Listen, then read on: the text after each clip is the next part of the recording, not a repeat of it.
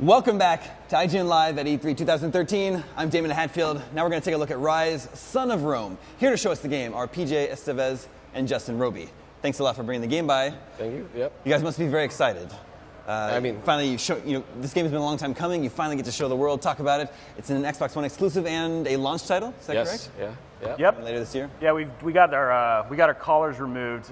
Basically, if we would have talked about the game, It's like Running Man. Yeah, pretty much. It just would have blown our heads off. So it's nice that I got hair growing back down there, and so it feels pretty nice. Tell us about Ryse, Son of Rome. What kind of a game is this? So Ryse, Son of Rome is a third-person action adventure where you play Marius Titus, who is a legionnaire. And he's a legionnaire trying to follow after his father's footsteps, who was a great general of Rome. But his family is murdered in front of his eyes. So basically, he goes on this classic Roman revenge tale.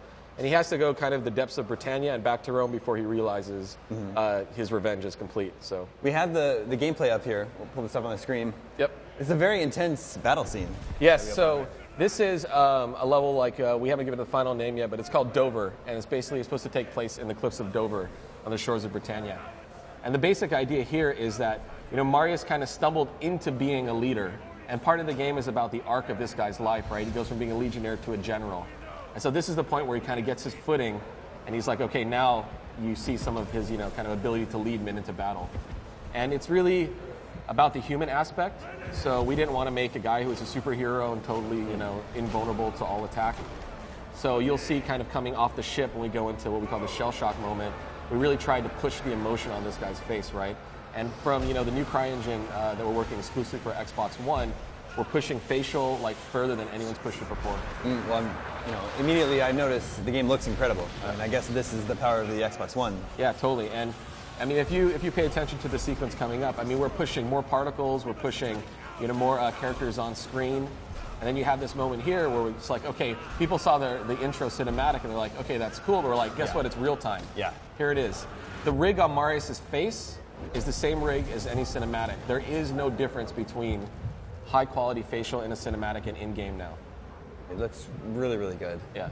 So you say you're going for something realistic, because we shouldn't expect supernatural elements. I don't want to talk too much about it right now, but we have our own mythos and our own take on the Hellenistic time period. So. Okay. Yeah, this is an incredible war scene. Like I was saying, there's a lot going on here. And we could spend 20 minutes rattling off the tech that was made just for this one scene, right? But we are tearing cloth in real time. We have these ropes that are sim, and every character on here that you fight has facial animation. So last gen, you're taking fire from an enemy, your face is against the wall, and the guy was totally stone faced. At Crytek, for this next gen, it's 6 feet to 6 inches. We're going to own that. Oh, and the game's fun too. Oh, it's also fun. That's a good bullet point for the back of the box. Ladies and gentlemen, Roby won. And we have to address the button prompts. Yes. This has caused a lot of discussion. Yes. Do you want to put any rumors to rest? Yeah. So whoever tweeted Ryse, son of QTEs, Justin Roby will meet you at the E3 booth and he'll arm wrestle you. Wow. Calling you out. It's not QTEs, right? So the basic idea is our combat system. It's called mashing to mastery. So you can button mash if you want, but guess what? You don't when you get these executions, you don't actually have to press the buttons. It's all about bonuses. Because our combat system is built around flow. And we've played a lot of games where you hit an execution and you lose control for 10 seconds. And it's that's lame. We don't want to do that. So we kept the kind of flow going through the executions, and that's what those button prompts are about. I see. Yeah, it's about customizing your gameplay experience. Honestly, it's all in all, with all the perks that we've added to the execution system, that if you want to be risky and get more health, then you'd attach those to being successful on the button prompts. And then if you wanted to do bonus experience or get higher score, then you'd attach that perk, right? I see. And then there's over 100 plus executions, so the system is really robust. Get your hands on it at E3 if you can. You'll notice a difference. Most of you out there can't, but we'll play it and tell you all about it. PJ will come to your house. He'll show it and give you a show personal it to demo. You. Yep, you get a personal demo. Sure, but after the game is done, just because I got a lot of work to do, I get back to Frankfurt. Sure. Yeah. While we were talking, we were seeing you sort of forming up with your Yes, your guys. So this is what we call our, the classic Roman formations. We could not make a Roman game without having formations. And we iterated on it a lot, and we tried a lot of different prototypes. We banged our head against the wall. we kind of finally came out with this mechanic. And actually, we're only showing part of the formations. There's actually more deeper formation gameplay to come in, so you'll hear about that in the next coming months. I see. But the general idea is that we didn't just want to make a game where it was about being a lone wolf, right? Because the Roman experience isn't about being a lone wolf. They conquered the known world because of how they work together.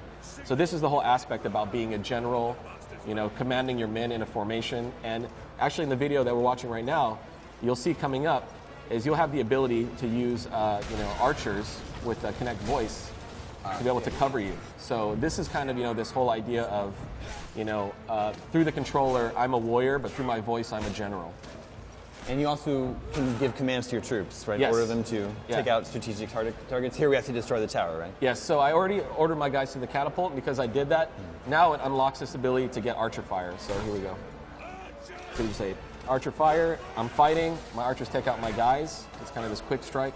Very cool. So I mean, we were really looking, obviously people know the history that we were a Connect game before and stuff like that. But at the end of the day, we had a lot of learnings, and we're like, you know what, there is still a no-nonsense way to be able to use Connect. And this is, we think, the bridge to really get core gamers excited about it. And it's really easy, it's fast. So it's a nice Lord of the Rings cam following the boulder to the tower there. I mean, like stuff like this particle effect in the background, you would have been crazy to try to do that on Xbox 360. Yeah. But at Crytek, we burn out boxes and we push the limit. So, well, gentlemen, Ryse, Son of Rome looks very cool. Xbox One exclusive and launch title.